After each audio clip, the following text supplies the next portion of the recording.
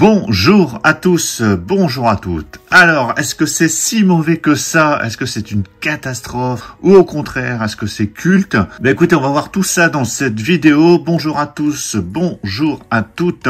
Aujourd'hui, je vais vous parler de Komodo. Komodo qui nous arrive en Blu-ray et DVD. Komodo que je pensais avoir vu, parce que ce film me disait quelque chose, mais je pense qu'en fait c'est le fait d'avoir vu cette jaquette. Alors c'est pas cette jaquette-ci, je vous mettrai la photo à côté, mais la jaquette de la VHS ou du DVD à l'époque en vidéoclub. J'ai l'impression d'avoir déjà vu ce film, j'avais l'impression de le connaître. Et en fait pas du tout, je l'ai regardé il y a quelques jours. Et je vais pouvoir du coup vous en parler, vous dire vraiment ce que j'en pense et qu'est-ce que ça donne de découvrir Komodo aujourd'hui. Parce que si vous le découvrez aujourd'hui, je pense que vous le verrez d'une certaine manière. Si vous le connaissiez déjà à l'époque, ça a peut-être un côté culte ou nostalgique pour vous. Je vais vous parler du film. J'ai pu tester forcément l'image, les bonus. Donc je vais vous en parler au fur et à mesure. Et en fin de vidéo, vous verrez des tests de l'image, même du son. Je vais pouvoir vous parler du son parce qu'il y a quand même quelques scènes assez efficaces. Des effets spéciaux, est-ce que ça a bien vieilli? Est-ce que ça a mal vieilli? On va voir tout ça dans cette vidéo. Alors, Komodo, qu'est-ce que c'est que ce film? Alors, c'est un film d'horreur australo-américain réalisé par Michael Lantieri. On retrouve dans ce film Gilles Hansi et Billy Burke. Alors moi je connaissais surtout Billy Burke que j'avais pu voir dans la série 24 heures chrono. C'est lui qui avait un des rôles principaux dans la deuxième saison. Et il jouait aussi dans le film Intraçable. Il jouait un inspecteur de police dans le film Intraçable. Donc ça raconte l'histoire de Patrick. Alors Patrick, vous entendrez souvent hurler Patrick dans ce film.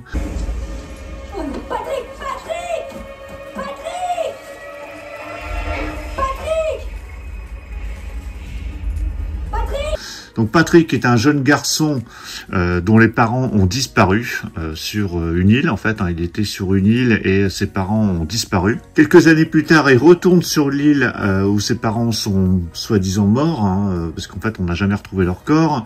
Il retourne sur l'île avec une psychologue, le docteur Juno, et malheureusement, il va s'apercevoir que des varans de Komodo sont sur cette île et qu'ils n'aiment pas la chair humaine. Un film très très lent dans son démarrage, la première demi-heure. Alors il y a juste une scène où on peut sursauter un petit peu, mais globalement la première demi-heure c'est très très long. Il se passe pas grand chose. Il y a de la musique. Alors ils mettent de la musique sur toutes les scènes. Je trouve ça un peu abusé. Il y a de la musique tout le temps sur ce film. Alors ce film est sorti en 99, donc on est dans cette vague de films post-Jurassic Park. On a eu beaucoup de films avec des reptiles, que ce soit les anacondas, les crocodiles et là le Komodo, donc les dragons de Komodo. C'est un peu original pour le coup. Et c'est vrai que l'argument qu'on voit ici sur la jaquette par les créateurs des effets spéciaux de Jurassic Park était déjà sur la jaquette de la VHS ou du DVD à l'origine. Et c'est ce genre de tagline qu'on a beaucoup sur les films en général qui sont pas très très bons par les producteurs de Rec, par les producteurs de la saga Saw. Enfin bon, vous avez l'habitude de voir ce genre de messages sur les boîtiers. Alors par contre, ce que j'ai trouvé plutôt réussi, et c'est ce que je craignais au départ, c'est les effets spéciaux, notamment les bestioles, qui sont plutôt bien réussis. Alors il y a certaines scènes, on voit que c'est des effets spéciaux numériques, parce qu'on était dans cette vague, on est entre l'animatronique et le numérique. Dans le film, les deux sont utilisés, vous avez des scènes proches où vous voyez de l'animatronique, et vous avez des scènes un peu plus larges où vous voyez que c'est des images de synthèse, mais les images de synthèse passent plutôt pas trop mal. Alors c'est vrai qu'il y a beaucoup de scènes de nuit, donc on voit les dragons de Komodo comme ça se déplacer lentement, parce que c'est vrai qu'ils se déplacent plutôt lentement de nuit. Par contre les scènes de mort, on les voit pas trop en fait. Les gens qui se font tuer par les Komodos, en général ils se font mordre. La morsure les affaiblit et en général les bestioles ils viennent les bouffer par la suite. Alors, il y a quelques incohérences aussi dans le film. Tout ce qui est dialogue, c'est voilà, c'est très très basique, c'est du vu et revu, donc voilà, vous attendez pas à des choses très très grandioses de ce côté-là. Mais il y a des scènes, voilà, il y a quelques scènes efficaces, notamment la scène de fin. La scène de fin, je l'ai trouvée vraiment bien foutue. Il y a, alors, je vais pas vous spoiler, mais il y a à un moment donné un dragon de Komodo qui se fait tuer, et c'était plutôt bien fait. Mais c'est vrai que globalement c'est très long. Alors le film il dure qu'1 heure et demie, mais j'ai trouvé ça très très long. Alors ici, ça nous arrive de chez ESC. ESC qui m'a envoyé donc cette édition pour pouvoir vous la présenter. Supplément inédit ici avec Jumpscare. Donc Jumpscare, je suis allé voir leur chaîne. Donc j'ai été écouter leur podcast. Ils ont fait un podcast d'1 heure sur Komodo.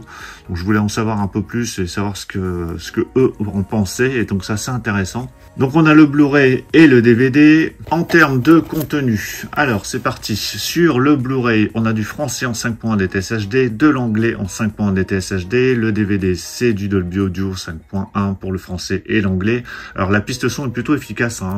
La piste 5.1 marche plutôt bien. C'est tous les petits bruits ambiants quand il y a des Komodo qui approchent. Au niveau de l'ambiance sonore aussi avec la musique qui est omniprésente. Donc c'est plutôt bien rendu. Il y a les sous-titres français, le film dure donc 90 minutes comme je vous l'avais dit. En termes de supplément, on a un commentaire audio inédit avec l'équipe du podcast Jumpscare, commentaire audio avec le réalisateur, un making-of de 11 minutes et on a la bande-annonce d'époque. Des effets spéciaux et une mise en scène d'une efficacité redoutable. Alors là c'est un peu abusé je trouve, signé Le Parisien. Donc réalisé par Michael Lantieri, oscarisé pour Jurassic Park, Komodo s'impose comme un survival animalier nerveux et viscéral, écrit par les scénaristes d'Anaconda. Anaconda qui était plutôt pas mal, mais pareil, Anaconda, les effets spéciaux ont pris un petit coup de vieux parce qu'il y a beaucoup de scènes numériques dans le film. Le film convoque d'immenses varans sur une île isolée, théâtre d'une traque implacable. Entre tension croissante et terreur reptilienne, Lantieri déploie tout son savoir-faire en effets spéciaux pour offrir un spectacle visuel saisissant.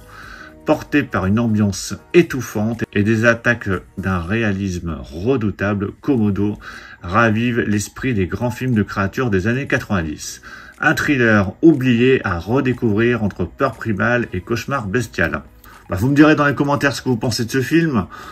Alors ça se regarde, encore une fois, ça se regarde, c'est pas exceptionnel, c'est pas aussi catastrophique, parce que les varans de Komodo qu'on voit ici sont plutôt réussis, enfin ça reste plutôt efficace en termes d'effets spéciaux, mais c'est l'histoire globale, le jeu des acteurs, les dialogues, tout ça, ça pêche énormément. Mais après, pour les fans de bestioles, c'est vrai que c'est un côté original. C'est vrai que les films de requins, les films sur les araignées, sur les serpents, sur les crocodiles, on en a énormément. Mais sur les dragons de Komodo, c'est plutôt rare.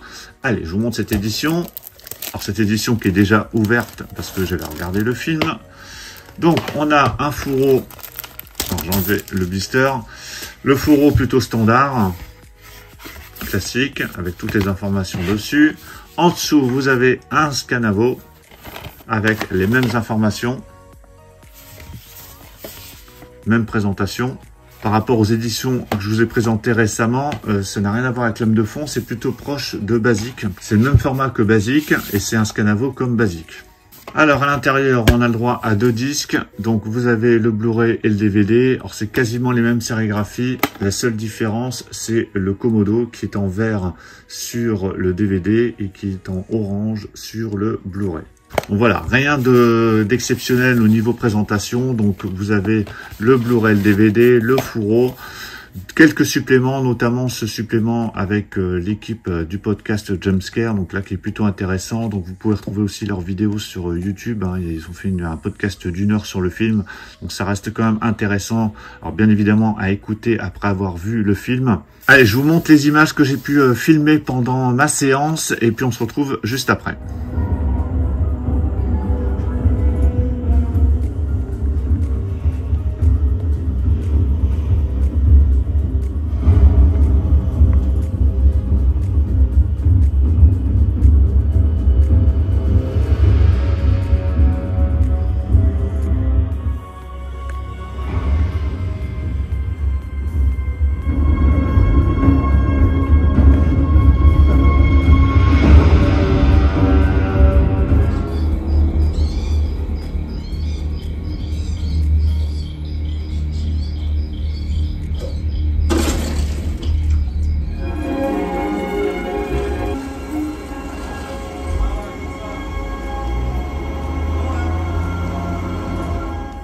Revenir ici ne lui fera que du mal. Quoi qu'il ait vécu cette nuit-là, laissez-moi faire mon boulot. Ce garçon a juste besoin de ça.